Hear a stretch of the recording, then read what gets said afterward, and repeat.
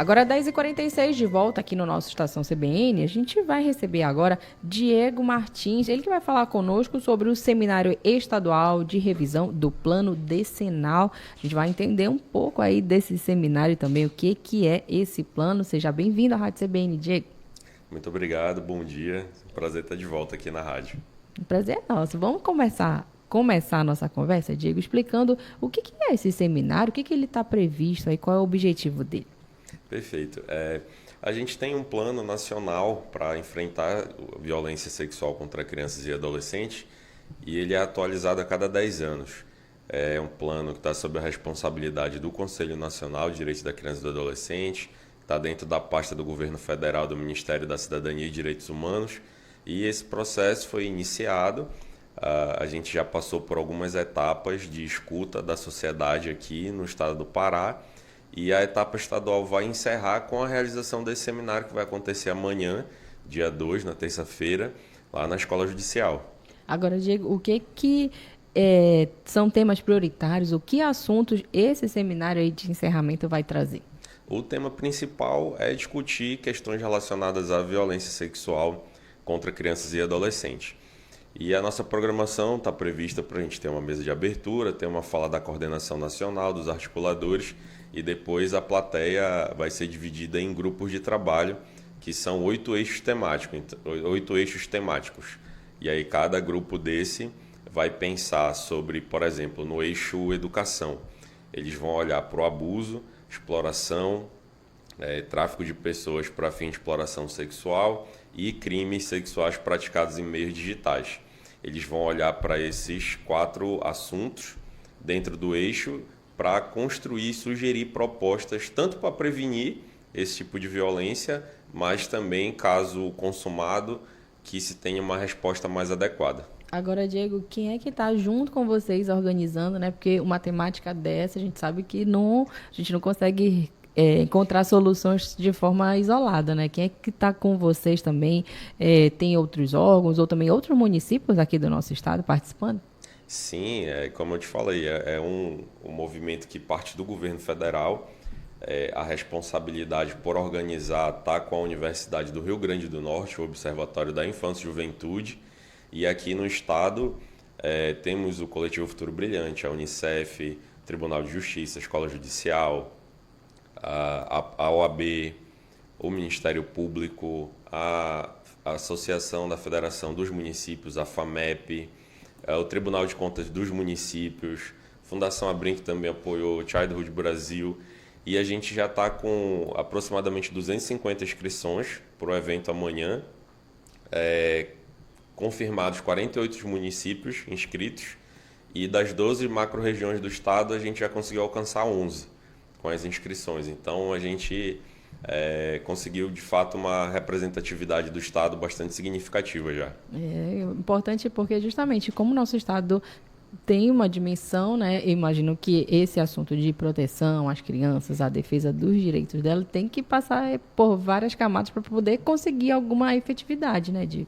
Exatamente. O nosso estado é bastante complexo, né? Quando a gente pensa na geografia, nos planos de mobilidade, no acesso à internet, à informação, aos serviços públicos de modo geral. E essa foi uma preocupação desde o início para que as sugestões elas não fossem pensadas apenas pelas pessoas da parte urbana e principalmente que não tivessem um olhar apenas de capital e região metropolitana. Então a gente fez, essa mobilização com o apoio de todos esses parceiros, a gente conseguiu dar publicidade para os municípios desse processo de revisão, oportunizou com que eles pudessem participar e a gente está muito feliz já com esse resultado preliminar e que amanhã a gente vai ter a concretização, de fato, do seminário. Perfeito. Agora, tem uma outra questão que eu queria que você explicasse. Depois que é feito o seminário, então é reunido em propostas ou em algumas indicações, alternativas, como é que é feito, assim, o pós-evento? Vai ser apresentada alguma medida? Como é que vocês pensam pós-seminário? Isso, já está estruturado, que essas informações elas vão ser sistematizadas num relatório, encaminhadas para a Universidade do Rio Grande do Norte, o Observatório da Infância e Juventude, que faz a curadoria científica, e eles vão receber as contribuições não só do estado do Pará, mas de todos os outros estados e do Distrito Federal. Depois vão acontecer os seminários regionais, que vão ser 5, né, um por região, e eles estão nessa coordenação científica. E a proposta é que a gente tenha um novo plano para ser lançado em maio de 2026 lá em Brasília. Perfeito. Então, pode sair daqui do nosso estado alguma proposta já para colocar esse debate também. Espero, né? Para poder sair, esse debate sair do local para ir ganhar repercussão nacional e assim conseguir mais parceiros, mais oportunidades também para não só falar, né, sobre esse tema, mas também transformar isso em ação, né? Isso.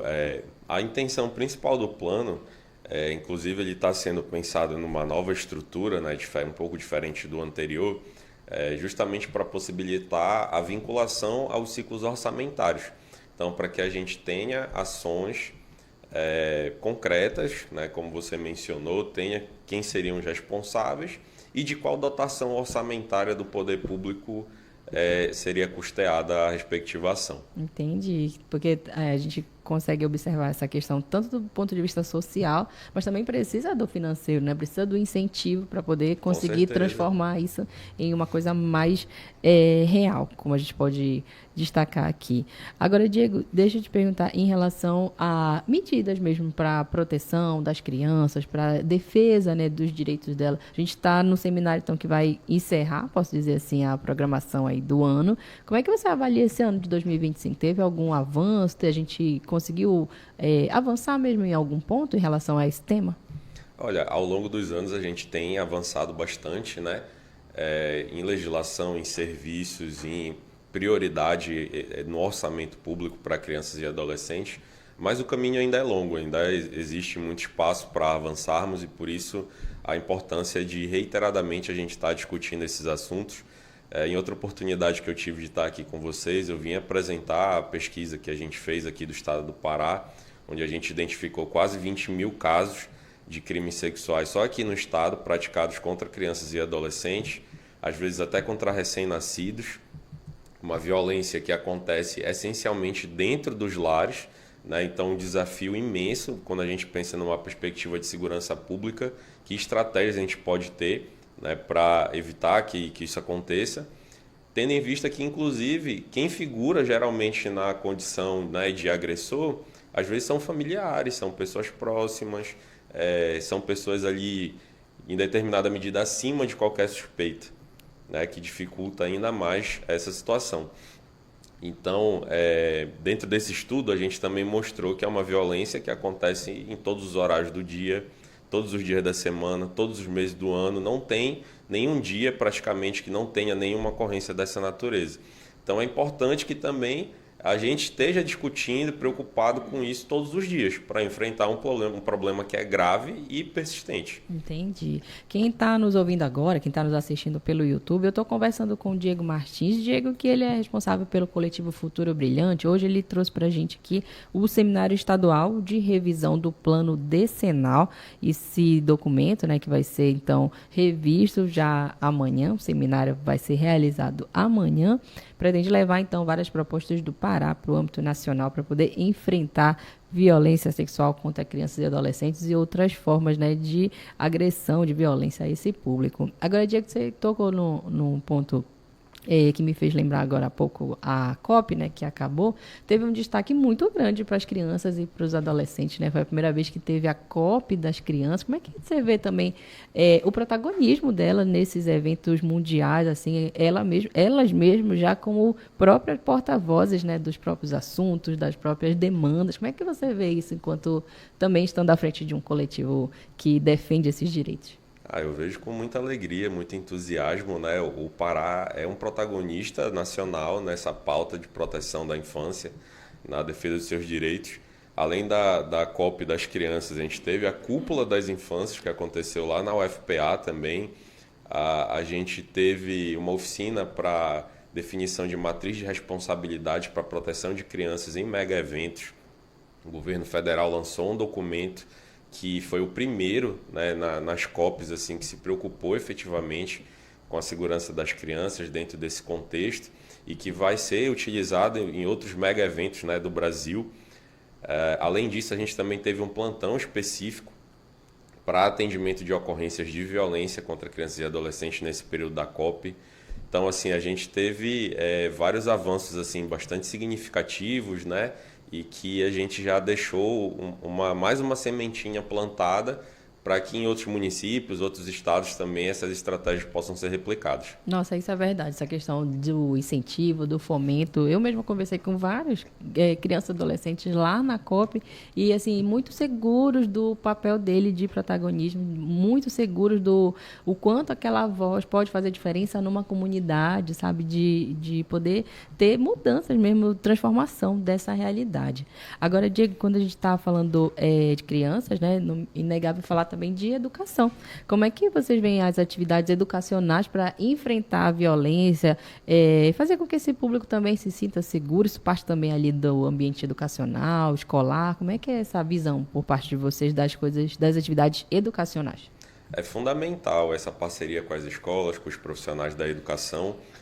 Quando a gente fala de uma violência essencialmente doméstica e quem deveria proteger está figurando na condição de agressor, o local que é mais provável que se perceba alguma alteração comportamental e que essa criança possa ter confiança para pedir ajuda é a escola.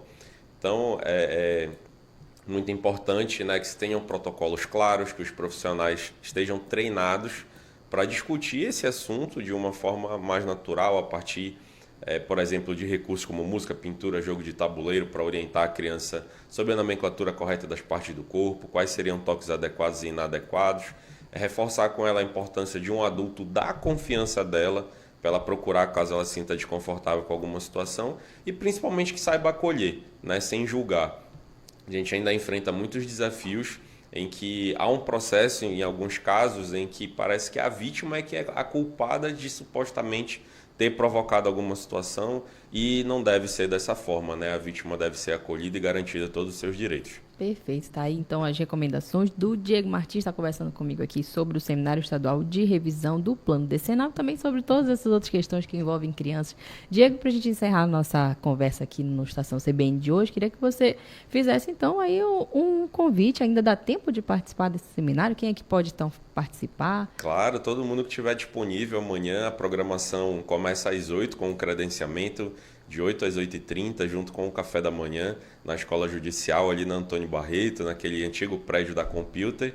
As inscrições podem ser feitas tanto conosco do Futuro Brilhante no Instagram, no nosso site, e também presencialmente lá na hora pode ser feito também. A gente aguarda todo mundo, vai ser um momento muito especial amanhã. Perfeito, muito obrigada, Diego, pela sua participação aqui na Rádio CBN. Desejo aí um bom seminário que traga bastantes respostas, bastantes ações concretas aí para essa situação de violência contra as crianças. Obrigado.